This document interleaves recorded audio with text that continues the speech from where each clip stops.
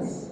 But what it means is it's really a set of criteria that begins to define a framework where organizations are required to then measure their performance and measure their impact against it. And when we talk about measuring performance, it's when you have now implemented certain policies, is to see how effectively are you doing that.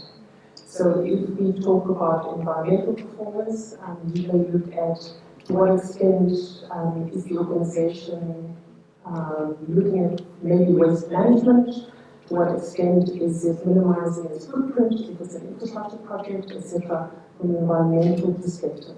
When we talk about impact, it's really about your real-world effect that you have, that your organization's activities and decisions have on, for instance, the environment, or if you take an example of social contributions or social impact or effect, you may ask, what contribution is that entity making to job creation or just upliftment of communities and people? So performance really and impact, that's what we're trying to measure when we look at the different ESG criteria.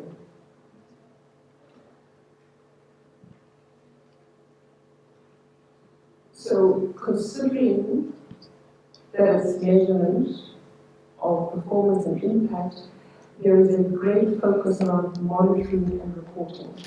Now, I'm not going to go into the different reporting frameworks. There are numerous reporting frameworks. I've mentioned a few, and I have some other information for those who are interested, but I think a general Google search will help you out. I think GRI is probably one of the most widely adopted frameworks.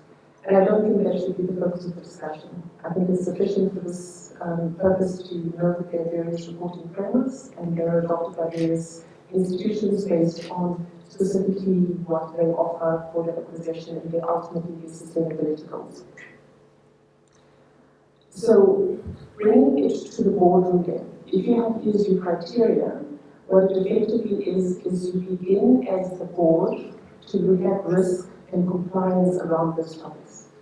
And when you talk about risk, what ESG, and a lot of people are saying, if you talk to different ESG professionals, they say, well, ESG should be ESG, because there is the economy in ESG.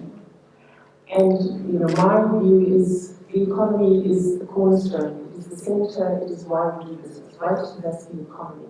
And so ESG factors come in and they apply from a risk perspective. The question to organizations and management and the board is, to what extent are you incorporating ESG criteria in your decision making? Is environment, social, and governance beginning to play relatively the same, enjoy relatively the same level or degree of importance as the economy does, your economic outflows or your financials? And so that's really the point around risk. So it's implementing metrics and measures that allows the board to give relative similar weighting to these different criteria. And it's not equal weighting, it is a balancing act, and I think that's the entire point of ESG. But it's saying that they have a role to play. And from a compliance perspective, there are various international standards, regulations that, depending again on the sector that you're in, the market that you want to play in. Is that 10 minutes left? Oh, wow, okay.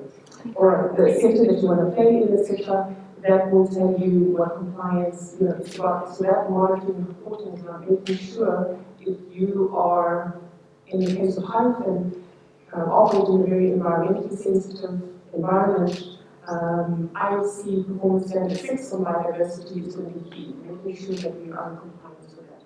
So, the long and short of it though is we have these criteria, but ultimately the point is that the whole emergence of ESG are around us as the globe collectively moving to achieving some sustainability, right? So, sustainability, the ultimate framework, is the SDGs, Sustainable Development Goals. So the world that comes together and said, we have various challenges from hunger, health, environmental, etc., and how do we collectively come together. So that is ultimately, when we talk about ESG and how it affects an organization, the question is actually how are you contributing to the sustainable development of the world in considering those additional criteria. And so it's important to note that ESG, because it's sustainability, these are aspirational goals. So there is no jail time if you don't meet them. But there are significant consequences to organizations who ignore the emergence and the development of the world in this direction. You know, and I've listed them, so I won't read because I'm out of time. But I suppose I wanted to highlight those three things. Why is ESG important? Particularly in the context of Namibia. We're a natural resource-rich country, and how we manage the implementation or the exploitation of natural resources is critically important. So as a country, that's really, really important for us to focus on. From a Hyphen and green hydrogen perspective and government strategy around green hydrogen development, we have such a major opportunity as Namibia already because we have environmental protections included in our constitution to show the world, be a leader in what sustainable development looks like as the world tries to decarbonize. So our contribution as Namibia in terms of defining sustainability and environmental protections, because if you look at, and I'm getting excited, but if you look at our coastline, the 1,500 kilometers of coastline, all of it is predominantly within national parks. And the three green hydrogen valleys the government have identified are all along this coastline. Kugene at the top, the Rongo, Otobadupa in the middle, and down south, the South Cape National Park. In order to achieve net zero by 2050, the world needs to implement roughly 20, for the next 25 years, 9,000 projects the size of Hyphen. So you can imagine the land requirement that is needed globally to implement and to achieve that. You know, it's a very linear comparison, but that's just to give you an idea. So in terms of sustainable development, defining what it means to implement projects in relatively sensitive areas, Hyphen, together with government, and government, I think, of Namibia, has the opportunity to really be a leader in defining what that means.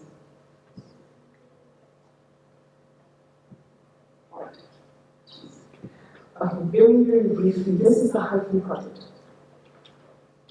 You see there the little grid on the left, that is the South Cape National Park, that is what we call the Old Sparkly area, and that is the government that is also known as the Southern Corridor Development Initiative. That's the first green hydrogen valley. And that's where Hyphen has been allocated 2 land parcels, referred to as Dolphin and Springbok, 4,000 kilometers in size. Those 2 land parcels will be used for Hyphen for a 40-year period. But in our feasibility and implementation agreement, there are various milestones under that contract that we need to achieve, so it's not only 30, 40 years. It's feasibility, if we prove feasibility of the project over the next 2 years, government agrees that it's feasible and we have various criteria, including environmental and social compliance that we need to, certain targets that we need to reach, apart from all of the other stuff. Then we go into a construction period of 4 years and then a potentially 40-year operational period. So that is a lease. Besides, the remaining balance of the Southern Cape can accommodate, can accommodate at least 10 projects the size of Hyphen, so really, really, in terms of unlocking the green hydrogen sector, this first valley is a significant opportunity for the country. Ours is a green hydrogen project that looks to take green hydrogen, produce ammonia, and export that. We can talk about, for those who are interested, a little bit more about all of that in a little bit, but I need to rush.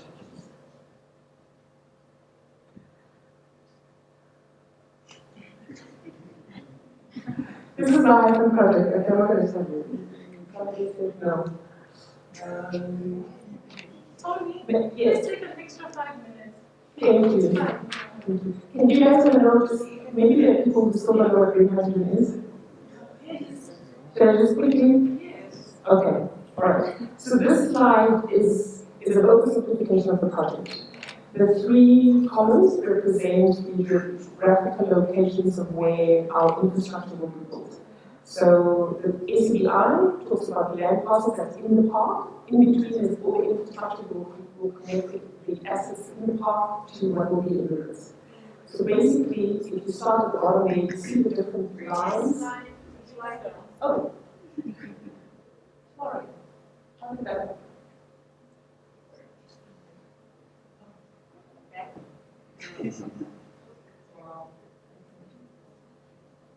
Anyhow.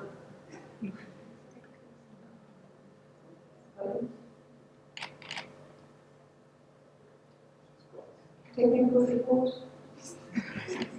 Sorry, guys. Okay, well, this is. There we go. Okay, now I know what it says. No.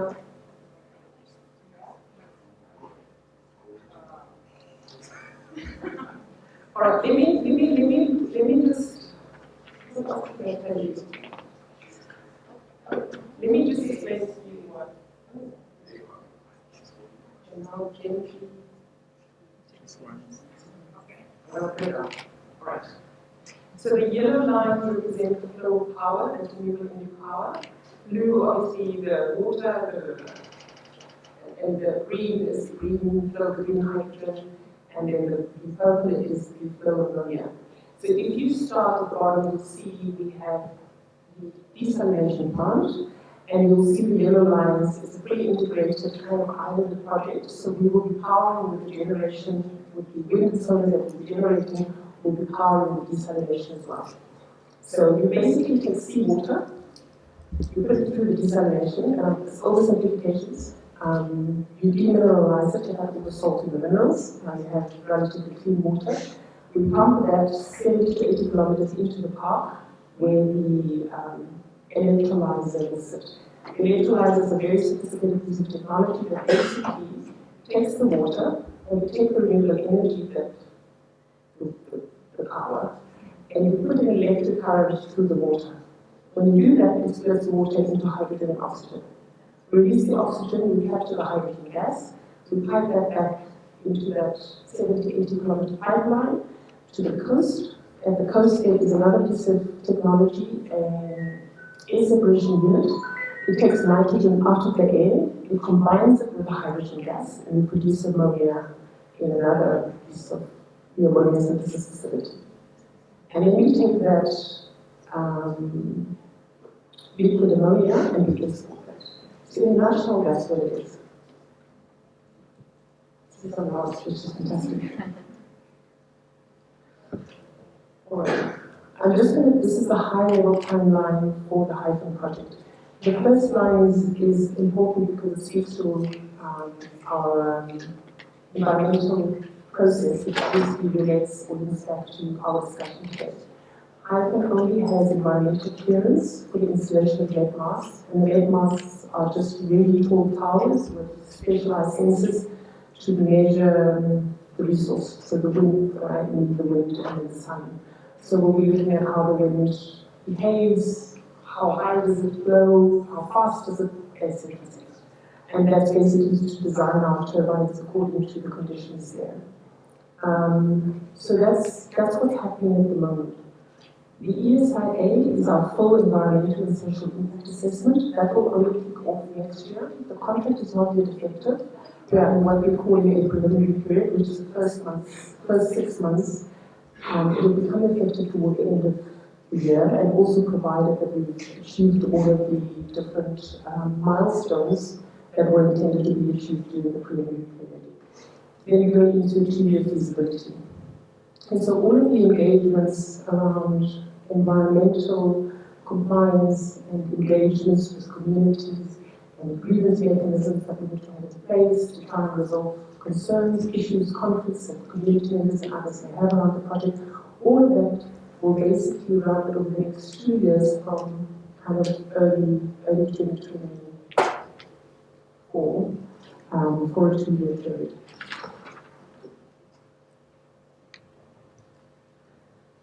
Important to note, because we are early phase, what we've done as Hyphen is done an initial environmental and social screening report. I'll only talk about some of the environmental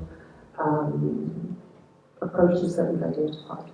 So the first thing is we've looked at, because this is a biodiversity hotspot, what are the areas that necessarily we have to stay away from that are more sensitive from an environmental perspective.